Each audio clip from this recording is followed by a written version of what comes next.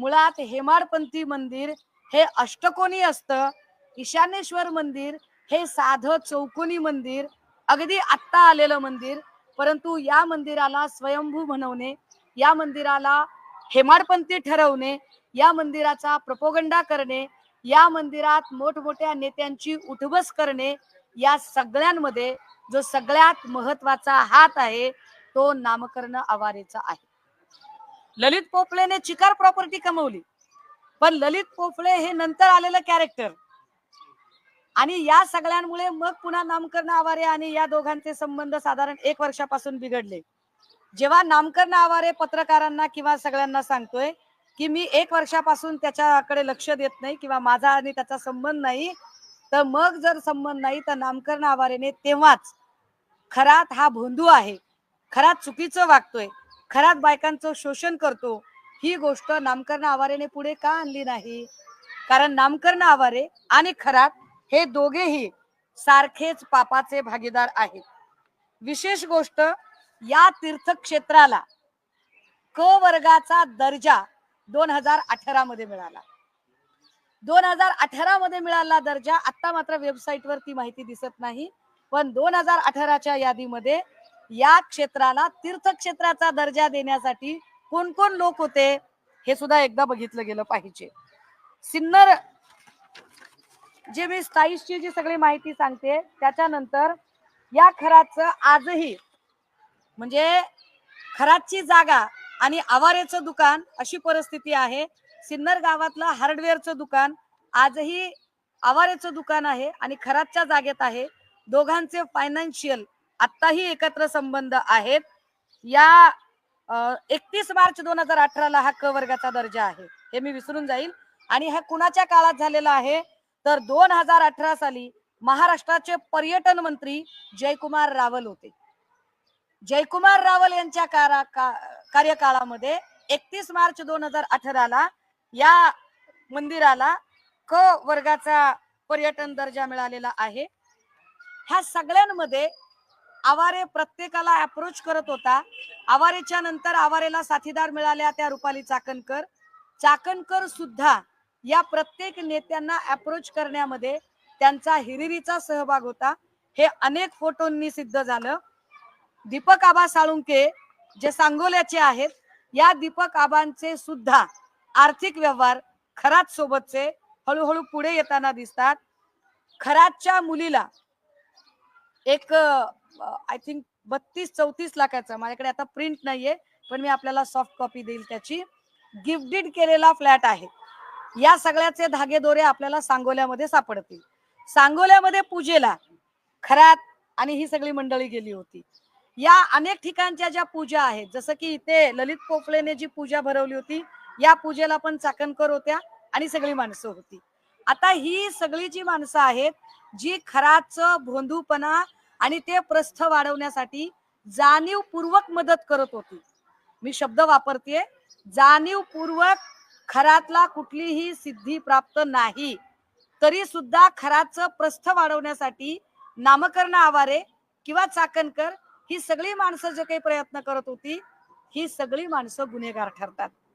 आता एवढे सगळे पुरावे देताना काल चाकणकरांच्या वतीने एक कोणीतरी वकील, कोणी काय माणूस तो काय, त्या माणसाचं असं म्हणणं पडलं की चाकणकरांनी ऑलरेडी खेमनरला पत्र दिलं होतं आणि चाकणकरांनी सांगितलं होतं की त्याने मोगम माहितीच्या आधारे केलेलं आहे म्हणून त्याचं वर्तमानपत्र बंद व्हावं, असं एक पत्र त्यांनी अधीक्षकांना दिलं. पण आमचा पुन्हा एक प्रश्न आहे, चाकणकर बाईंनी असंच एक पत्र अधीक्षकांना द्यायला हवं होतं की खराच्या संबंधाने मला माहिती प्राप्त होत आहे आणि खराची चौकशी करा, काय खरात खरंच महिलांचं शोषण करतो का त्याची चौकशी झाली पाहिजे, असं पत्र चाकणकरांनी पोलीस अधीक्षकांना का दिलं नाही त्या काळात? चाकणकरांना सगळी परिस्थिती माहित असताना चाकणकरांनी गुन्हेगाराला पाठीशी घातलं, एवढं सगळं सत्य असताना आता मला प्रश्न पडतोय की SIT अजूनही चाकणकरांना चौकशीला का बोलावत नाही? जेव्हा माध्यमांकडून माहिती मिळते की चाकणकरांना समन्स गेलेलं आहे पण चाकणकर मी महिला असल्या कारणाने प्रवास करू शकत नाही अशी माहिती आम्हाला माध्यमांकडूनच कळते, मग तुम्हाला दर 15 दिवसाला जेव्हा तुम्ही नाशिकला जात होतात तेव्हा तुम्ही महिला नव्हतात का? आयोगाची सगळी महत्वाची कामं सोडून जेव्हा तुम्ही नाशिकला जात होतात तेव्हा तुम्हाला हे कारण पुरेसं नव्हतं का? त्यामुळे चाकणकरांची चौकशी करणार आहात की नाही? आणि जर चाकणकर जर समन्सला अशा पद्धतीने उत्तर देत असतील तर याचा अर्थ हा SITचा अवमान आहे, हा कर्तव्यदक्ष अधिकाऱ्यांचा अवमान आहे. काय कर्तव्यदक्ष अधिकारी हा अवमान सहन करत आहेत का? एक बार. दुसरं असं, जयकुमार रावलांची सुद्धा चौकशी झाली पाहिजे. कारण जयकुमार रावलांच्याच काळात 2018 ला पर्यटन दर्जा, कोणत्या निकषाने पर्यटन दर्जा दिला? कारण हेमाडपंथी मंदिर आहे असं जे काही सांगितलं गेलं तर हे मंदिर अजिबात हेमाडपंथी नाही. हेमाडपंथी मंदिर अष्टकोनी असतं, हे साधं चौकोनी मंदिर, अगदी आत्ता तयार झालेलं मंदिर. याला पर्यटन दर्जा कोणत्या आधारे दिला? कारण पर्यटन दर्जा मिळाला म्हणून नंतर त्याला वेगवेगळे निधी मिळाले, पर्यटन दर्जा होता म्हणून त्याला वेगवेगळ्या सुविधा मिळाल्या. मग जयकुमार रावलांनी हे कशाच्या आधारे केलं हे एकदा स्पष्ट झालं पाहिजे. केसरकरांकडून माहिती मिळालीच पाहिजे की ही सगळी माणसं कोण कोण आहेत आणि कुठली कुठली आहेत ती. त्याच्या प्रॉपर्टीचे आम्ही म्हटलं होतं की स्त्रोत तपासले जावेत.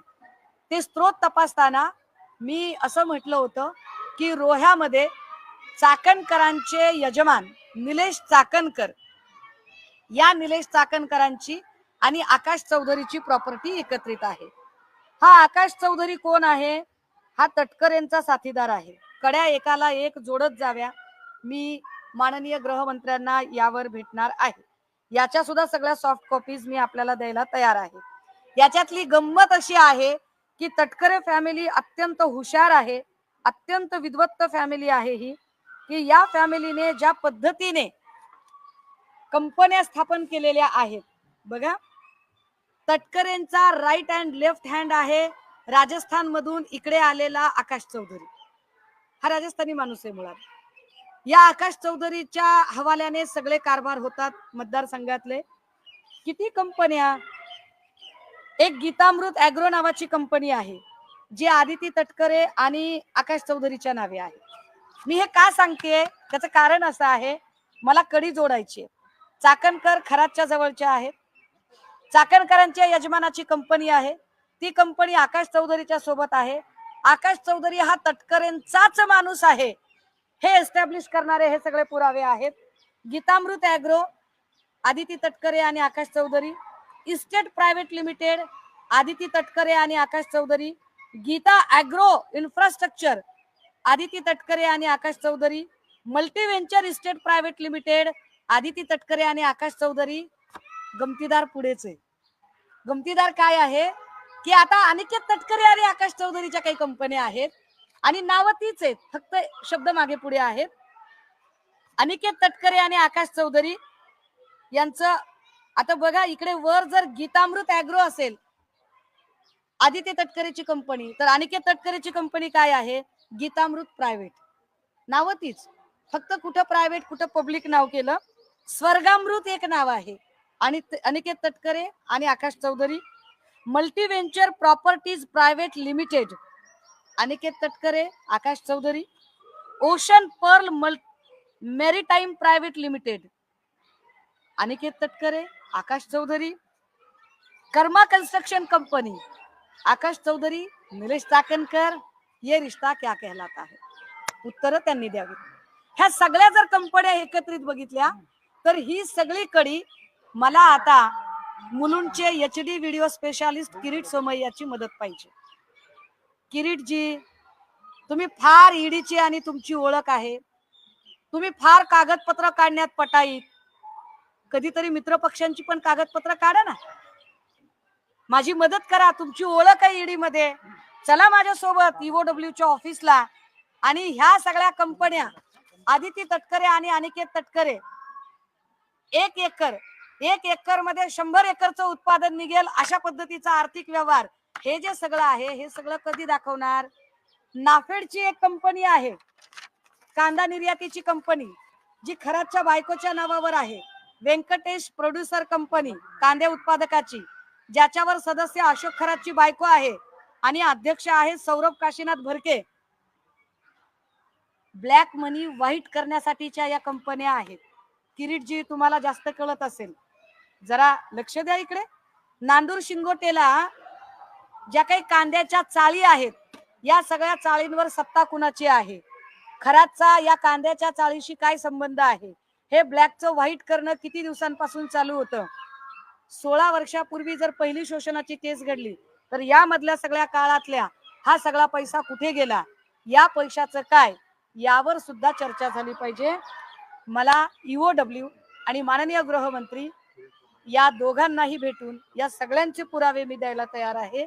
आणि या सगळ्या संबंधाने असणारी कागदपत्र, ज्याचे धागेदोरे सांगोल्याचे दीपक आबा साळुंके इथपर्यंत जातात, इथपर्यंतच्या लोकांच्या आता चौकशा होणं गरजेचं आहे. आणि विसरायला नको म्हणून पुन्हा एकदा, केसरकर तुम्ही म्हणालात की मी मुख्यमंत्री शिंदे साहेब असताना त्यांना मंदिरात घेऊन गेलो, म्हणजे तुम्हाला शिंदे साहेब हे खरातचे सगळ्यात मोठे भक्त आहेत असं म्हणायचं आहे का? हे एकदा तुम्ही स्पष्ट केलं पाहिजे. या प्रकरणात बघितलं तर आता 8 लैंगिक अत्याचाराचे गुन्हा दाखल झाले आणि 2 फसवणुकीचे झाले. जी हेल्पलाईन नंबर दिलेला आहे त्याच्यावर फोन जे आहेत ते वाढलेले आहेत, पण जे महिला आहेत त्या अजून प्रत्यक्ष पुढे येताना दिसत नाही. यातल्या महिला तशा खूप जास्त आहेत. मी जे म्हटलं ना की यातले जे व्हिडिओ पब्लिक झाले त्याचं कारणच आहे, हे व्हिडिओ पोलिसांकडे येण्याच्या आधीच हे व्हिडिओ लोकांपर्यंत पोहोचले होते. पुण्यातल्या काही लोकांनी याच्यात तोडपाणी केलं अशी सुद्धा चर्चा येते. ती कोण माणसं आहे ती पोलिसांनी शोधावी, जे काही असेल ते. परंतु हे व्हिडिओ आधीच पब्लिक केले गेले आणि आता ज्या महिला पुढे येत आहेत त्या खूप काउन्सिलिंग केल्यानंतर, खूप आधार दिल्यानंतर, कारण त्यांचेही संसार आहे, त्यांची घरग्रस्ती आहे, ती उद्ध्वस्त होण्याची भीती आहे, त्यामुळे सहजासहजी माणसं पुढे येत नाहीयेत. पण मला असं वाटतंय की याच्या आर्थिक नाड्या जर आवळल्या गेल्या, ज्या आर्थिक नाड्या पोफळे असेल, नामकरण असेल, या सगळ्या लोकांकडून अशा फोफावलेल्या आहेत, तर बऱ्यापैकी खरातला मुसक्या आवळण्यामध्ये यश येईल.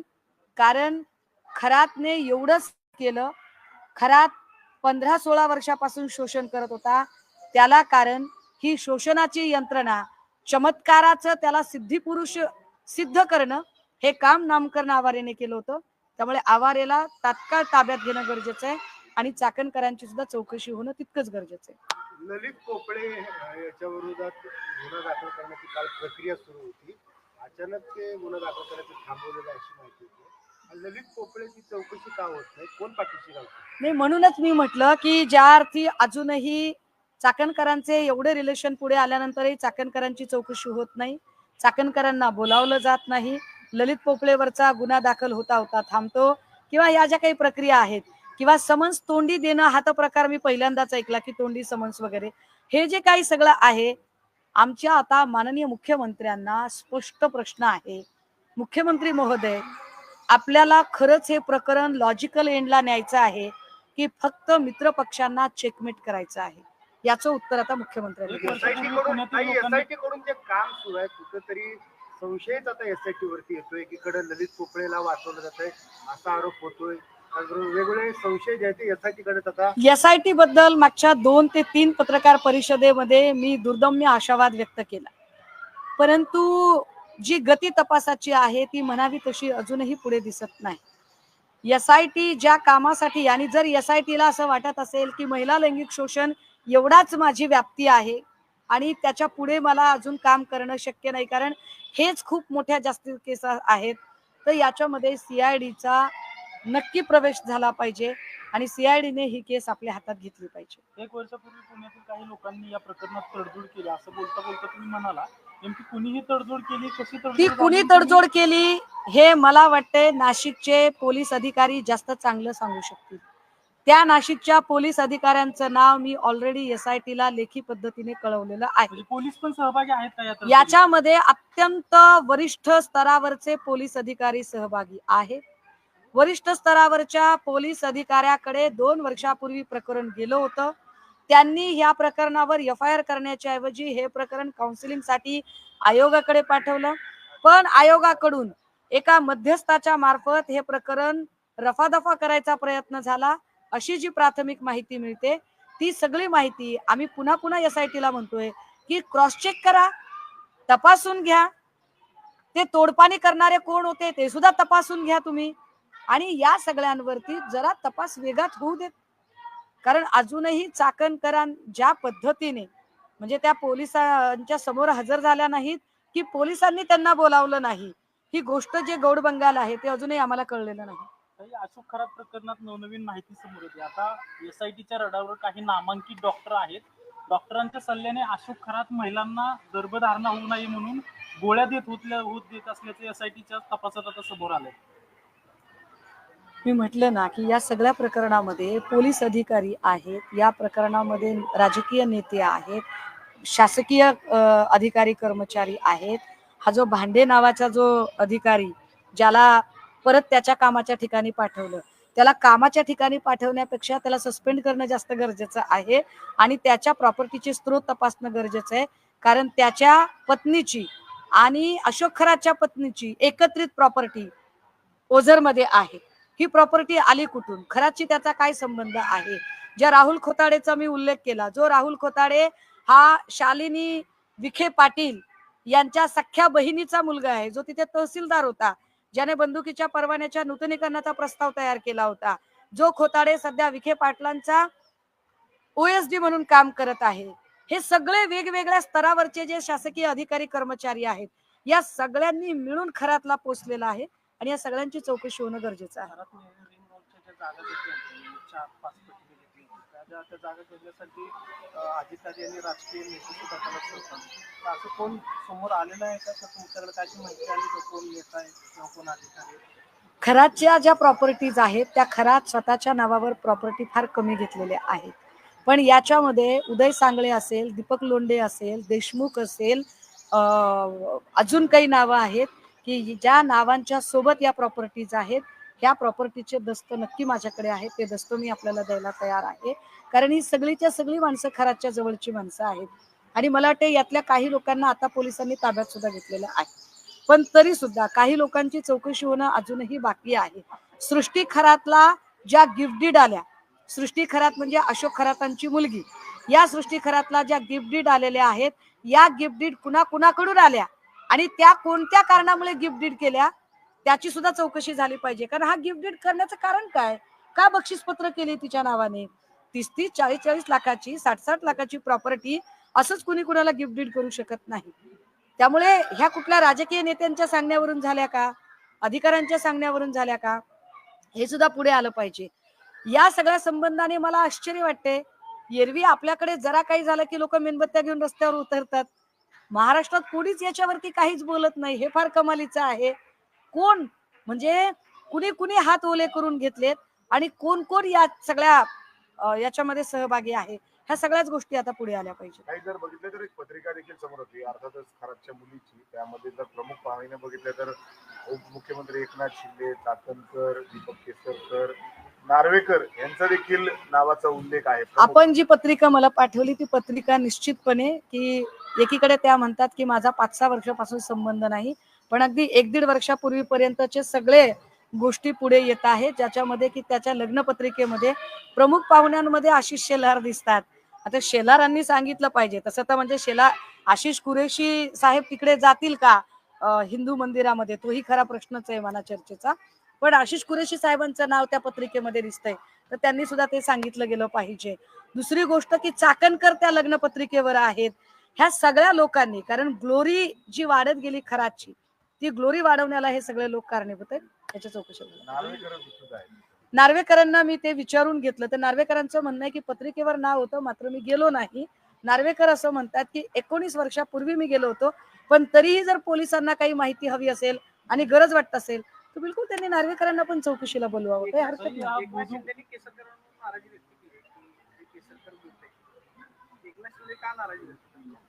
नाही, मी तर म्हटलं ना की केसरकर जे काही बोलले, केसरकरांना हे सुचवायचं होतं का की अहो मी तर फक्त मीडिएटर आहे, परंतु खरातांचे परमभक्त एकनाथ शिंदे आहेत, हे उजेडात आणण्यासाठी जाणीवपूर्वक केसरकर बोलले आहेत का?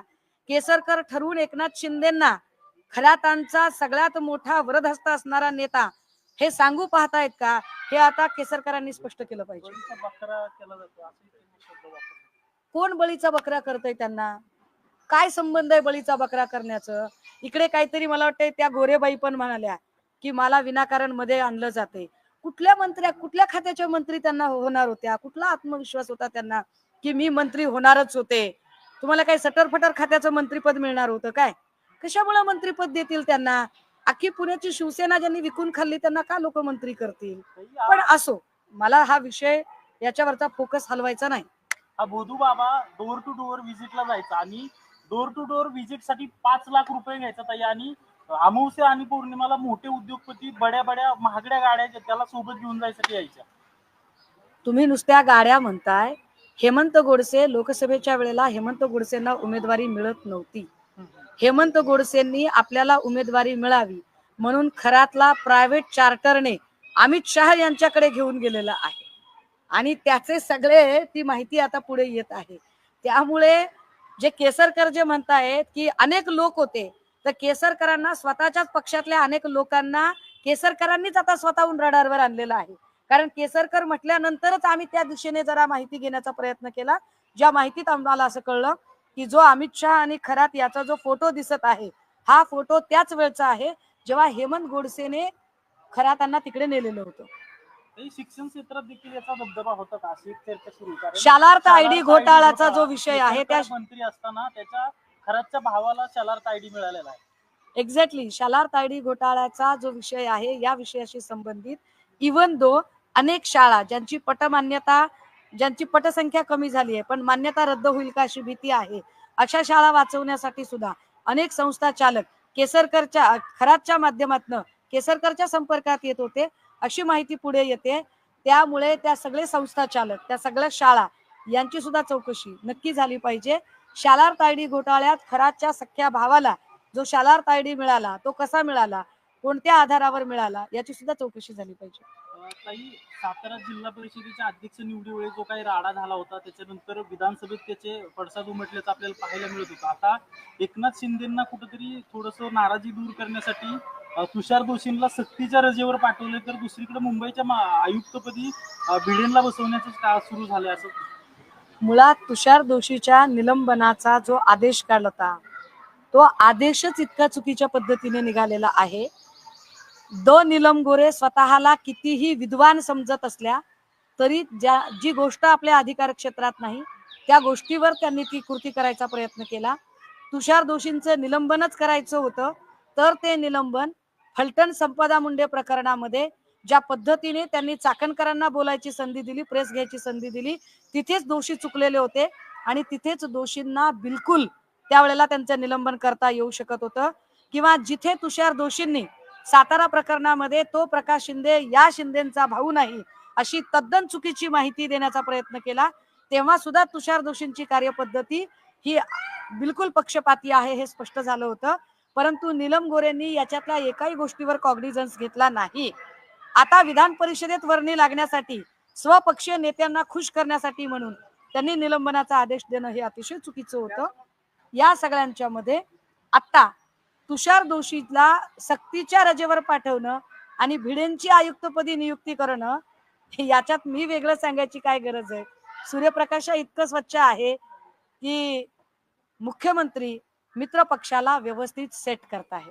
नीलम गोरे काल असं म्हणाल्या की माझ्या निरोपाच्या शेवटच्या भाषणामध्ये मुख्यमंत्र्यांनी माझा गौरव केला, एकनाथ शिंदेंनी गौरव केला म्हणून काही जणांच्या पोटात दुखतोय आणि महापालिकेमध्ये काही जणांना यश मिळालं नाही म्हणून तर हे हितचिंतन करत नाही. म्हणजे स्वतःच्याच पक्षामधल्या काही नेत्यांवरती त्यांनी अंकुश केल्याचं पाहायला मिळालं.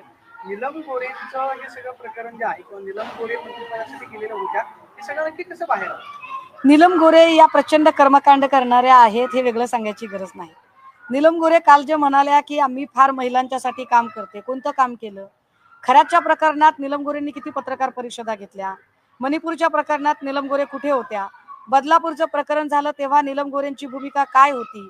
परभणी पाथरी मधल्या सोनपेठमध्ये एका छोट्या बालिकेवर अत्याचार झाला त्यावर नीलम गोरेंची भूमिका काय होती? सासपडेमध्ये जे मुलीच्या बाबत झालं त्यावर नीलम गोरेंची भूमिका काय होती? त्यामुळे नीलम गोरेंनी उगाच मोठ्या मोठ्या गप्पा मारू नयेत. नीलम गोरे असं जर म्हणत असतील की महापालिकेत यश नाही मिळालं म्हणून, तर नीलम गोरेंचा आक्षेप कुणावर आहे? धंगेकरांवर की नाना भांगिरेवर?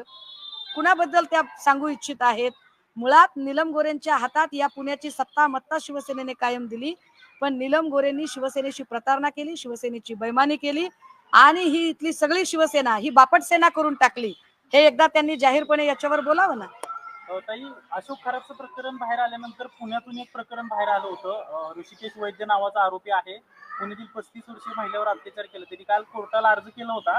कोर्टाने तो फेटाळला की पूजेचं साहित्य मागतोय, कोठडीत पूजा करायची. हा सगळा भामटेपणा आहे. वैद्य असेल की अजून कोणी असेल, जो न्याय खरा त्याला लागतो तोच न्याय वैद्यला सुद्धा लागला पाहिजे. तुम्ही म्हणाले की महाराष्ट्रात काही कॅन्डल मोर्चे निघत नाहीत, महिलांचे मोर्चे काढण्यात. विरोधी पक्ष म्हणून तुम्ही काढणार आहात का? माझ्या पक्षाने बीडमध्ये या प्रकारचं आंदोलन झालं, नाशिकमध्ये या प्रकारचं आंदोलन झालं. माझ्या पक्षाकडून अगदी अमरावतीमध्ये आंदोलन झालं, चंद्रपूरमध्ये आंदोलन झालं. माझ्या पक्षाने जेवढा शक्य आहे तेवढा आम्ही आमचा आवाज उठवला आहे. इवन मला असं वाटतंय की काँग्रेसचंही आंदोलन पुण्यामध्ये झालेलं आहे. मात्र आमचा भाऊ देवा भाऊ असं म्हणून जे टॅटोधारी लोक बोलतात, तर त्यांच्या पक्षाच्या महिला आघाडीने काय केलं या सगळ्या संबंधाने, हे सुद्धा संशोधनाचा विषय आहे. रोहित पवार म्हणतायत की अशोक खराबचे जे प्रकरणाचे धागेदोगे आहेत काही नेत्यांपर्यंत पोहोचत आहेत, त्यामुळे त्याला भीती दाखवून आत्महत्या करायला लावली किंवा वेगळे काही घडून नको. दुसऱ्या बाजूला अजित पवारांच्या विमान अपघातामध्ये व्ही.के. सिंग दोषी असताना सुद्धा व्ही.के. सिंगला वाचवलं जातं. अक्षय शिंदेचं एन्काउंटर झालं त्यावेळेलाही आम्ही हेच म्हटलं होतं की अक्षय शिंदेकडून खूप सारी सत्य बाहेर येता राहिली. आपटेच्या संस्थेत काय होत होतं आणि काय नाही, ही सगळी सत्य अक्षय शिंदेच्या सोबत संपली. आता खरातकडून सुद्धा जे अनेक सत्य पुढे येणं बाकी आहे, ती सत्य यावी. ती सत्य दडवण्यासाठी कुणीही खराचा घातपात होता कामा नये, ही काळजी नक्की घेतली.